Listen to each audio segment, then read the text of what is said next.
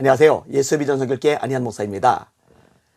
거짓 선지자들이 있죠. 요즘에는 유튜브에서 많이 활동을 합니다. 전광훈 목사가 대표적인 케이스죠. 하늘쌤 같은 여자가 대표적인 케이스죠. 홍혜선 전도사도 여기에 해당이 될 겁니다. 워낙 중요하니까 제가 마태복음 24장의 내용을 좀 말씀을 드리겠습니다. 예수님 재림 직전이 되면 나타날 징조들이 있잖아요. 민족이 민족을 대적하여 일어나겠고 전쟁들이 많이 일어날 거라고 예언하고 있는데, 이 말씀대로 지금 세계 곳곳이 전쟁투성입니다. 전쟁의 소식이 얼마나 많이 들려오는지 모릅니다. 이제는 너무나 많이 일어나다 보니까 러시아 우크라이나 전쟁처럼 이렇게 어마어마하게 큰 것 아니면은 잘 기사로 나오지 않을 만큼 내전이고 뭐고 수없이 일어나고 있습니다. 자, 두 번째, 처처의 기근과 지진이 있으리니 이 모든 것이 재난의 시작이리라. 기상이변이죠. 특별히 기근이 심해지는 거죠.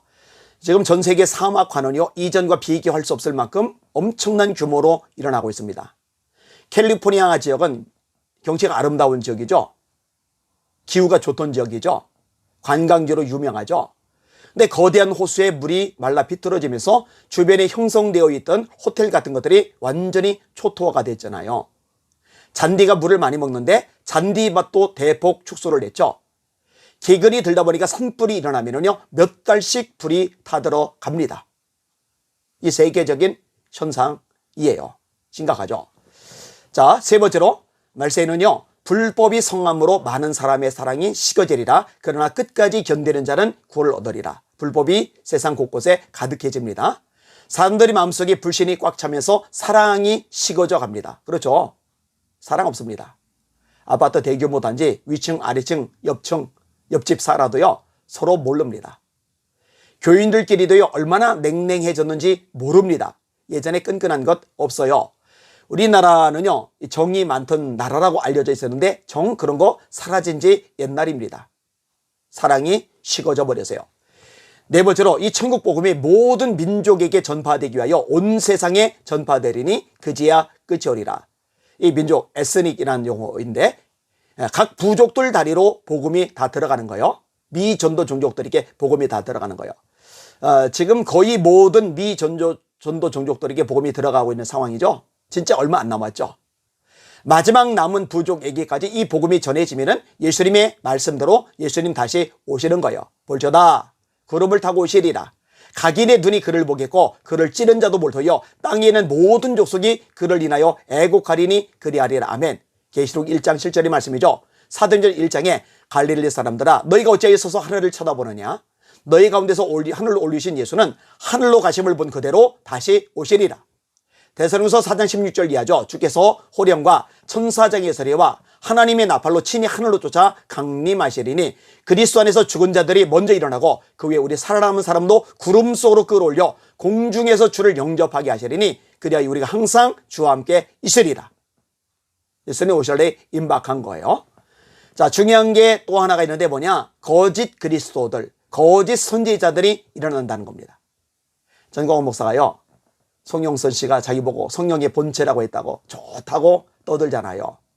여러분들도 성령의 본체가 되십시오 그러잖아요. 이 본체란 말을 엄청난 말입니다. 그는 근본 하나님의 본체시나, 그는 근본 하나님의 본체시나, 예수님이 된 말씀이죠. 빌립보서 2장 9절. 그는 근본 하나님의 본체시나 하나님과 동등됨을 취할 것으로 여기지 않으시고 오히려 자기를 비워 종의 형체를 가지사 사람들과 같이 되었고 사람의 모양으로 나타나셨으며 자기를 낮추시고 죽기까지 복종하셨으니 십자가에 죽으심이라. 이때 본체란 말이 나와요. 예수님은 하나님하고 똑같은 분이라는 얘기입니다. 히브리서 1장이죠. 그는 본체 형상이시다. 히브리서 1장, 골로새 1장 헷갈렸어요. 그 본체의 형상이시라. 역시 마찬가지죠. 성령의 본체라는 얘기는 하나님, 성령님하고 똑같다라는 얘기입니다. 그런 얘기 들으면 옷을 찢어야지 어디 떠버리고 자랑스럽게 말합니까? 어디 감히 성도들 보고 여러분들도 성령의 본체가 되세요 이런 말을 합니까?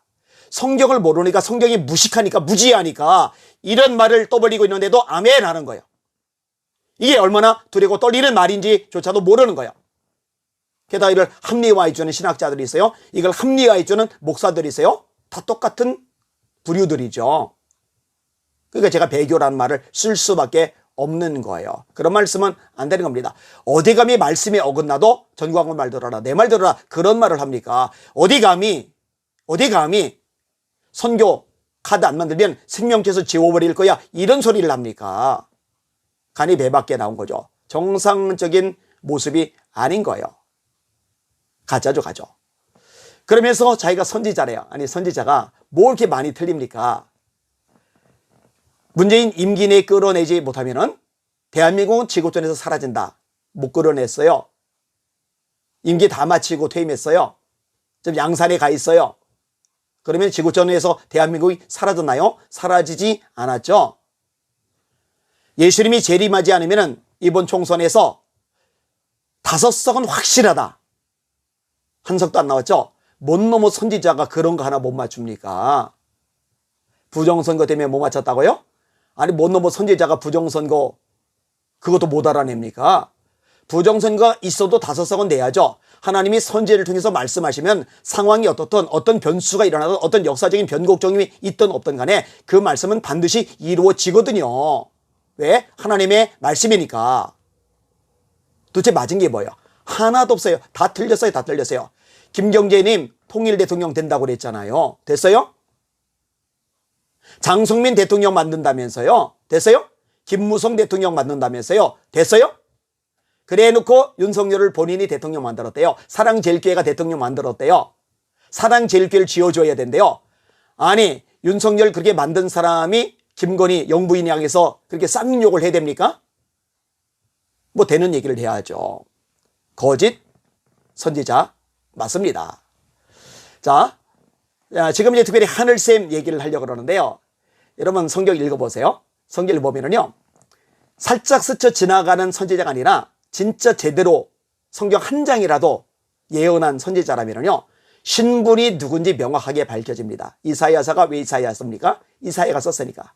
예레미야서는요, 예레미야가 썼으니까. 미가는요, 미가가 썼으니까. 아모스는요, 아모스가 썼으니까. 누구의 증손, 누구의 손자, 누구의 아들, 누구이다. 이렇게 꼭 밝혀요. 안 밝힌 선지자가 있어요? 근데 하늘샘은요, 누군지를 몰라요. 몰라요. 요즘에는 드러냈나요? 예전에 가렸죠. 얼굴도 안 드러내고 이름도 안 드러내고 어디에서 신학을 공부했는지 알 길이 없었어요. 그때만 해도요. 그러면서 하나님의 말씀이라고 계속 떠들어대는 거예요. 근데 그걸 하나님의 말씀이라고 믿고 따르는 사람들이 있는 거예요. 아까 얘기했죠. 성경을 모르는 거예요. 무식한 거예요. 무지한 거예요. 아니면 미혹당한 거예요. 특별히 전광훈 추종자들은 전광훈 높이 띄워주면은요, 높여주면은요, 무조건 같은 편이라 생각하고 막 지지하고 박수를 보내요.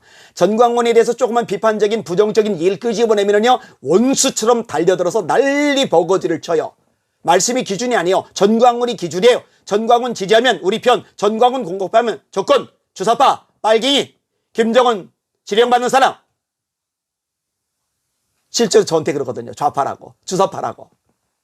자료를 조금만 살펴보면은 그 반대편에 서서 오랫동안 싸웠던 사람이라는 거 다 드러나는데 금방 아는데 객관적인 사실이 중요하지 않은 거예요. 팩트가 중요하지 않은 거예요. 근거와 자료가 중요하지 않은 거예요. 전광훈을 지지하느냐 지지하지 않느냐 이게 그냥 중요한 거예요. 심각한 거죠. 전광훈 지지하니까 하늘샘 그냥 무조건 하늘샘이 잘한다라고 생각하는 거예요. 참 가슴 아프고 심각한 현상입니다. 자, 보세요. 성경을 보시면은요, 하나님의 말씀을 받아서 선지자들이 예언을 하는데, 오바댜 1장 예언했죠. 요나 4장 예언했죠. 그렇죠? 학개 2장 예언했죠. 말라기 4장이죠. 생각보다 양들이 많지를 않아요. 여러분 신약에서도 유다서 얼마나 짧아요. 무지막지하게 짧잖아요. 그죠? 그런데요, 이 여자는요, 무슨 놈의 하나님의 말씀을요, 어마어마하게 그렇게 매일같이 쏟아내는 거예요. 그 분량이 얼마나 많은지 아세요? 여러분, 구약에서 제일 긴 선지서가 이사야서죠. 66장. 예레미야가 몇 장이에요? 52장. 에스겔이 몇 장이에요? 48장. 이게 제일 긴 성경이에요.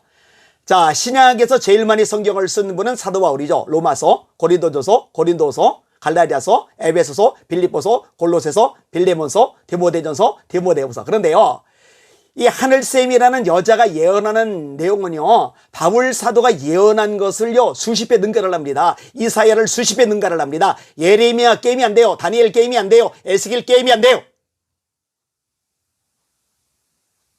세상에. 이 여자가 한 달 예언한 게 이사야가 평생 예언한 것보다 많은 거예요. 바울 사도가 평생 쓴 서신보다 많은 거예요. 근데 그거를 하나님의 말씀이라고 직통 계시라고 믿고 따르는 사람들이 있으니까 비극인 거죠. 잘 들으세요. 잘 들으세요. 정말 잘 들으세요. 그 여자 하나님의 선지자라고 생각하고 믿고 따르는 사람들 지옥 갈 겁니다. 심판받을 겁니다.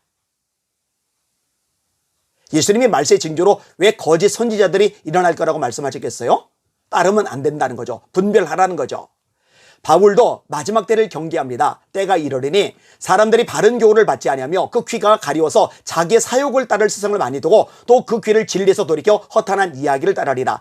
말씀에 맞느냐 맞지 않느냐 이게 중요한 게 아니에요. 자기의 사욕을 따를 세상을 많이 두고 전광훈 오직 전광훈. 그런데 여기에 빠져버렸으니 전광훈 띄워주면 욕심에 맞는 거예요. 야, 진짜 하나님 쓰시는 분, 선지자, 귀한 분, 전광훈에서 비판하면 자기 욕심하고 안 맞는 거예요. 저 나쁜 놈, 거짓 선지자, 가짜. 이 얼마나 끔찍한 일이 발생을 하고 있는 겁니까? 정신 바짝 차려야 됩니다. 눈을 떠야 됩니다. 저 불쌍한 영들 건져낼 수 있도록 기도 많이 해주시기를 바랍니다. 하늘샘 거짓 선지자입니다. 전광훈 거짓 선지자입니다. 홍혜선 거짓 선지자입니다. 제가 상세한 자료들, 근거들 가지고서 조목조목 앞으로도 밝혀나가도록 할 겁니다. 왜냐면 영혼들 불쌍하니까, 가련하니까요. 그냥 내버려둘 수가 없으니까요. 이 방송을 들으시는 시청자 여러분들, 미혹의 영에 더 많은 사람들이 빠져들지 않도록 기도해 주시길 바랍니다. 세력이 많이 빠져나갔고 헌금도 이전보다 줄어들고 그러니까 자꾸만 세를 과시를 해요. 신학자 동원하고 목회자 동원하고 막 집회를 열고 성령이 나타나면 어쩌고 저쩌고 막 떠들어대고 또 막 결사적으로 모이게 만들고 마지막 발악입니다. 곧 무너집니다. 지켜보시길 바랍니다. 하나님의 말씀 진리 위에 서서 선한 싸움을 싸우고 마침내 승리를 얻을 겁니다. 저희에 대해서도 지켜보시기를 바랍니다. 날마다 주님 알아보고 주님의 이름으로 전진하며 승리합시다. 할렐루야.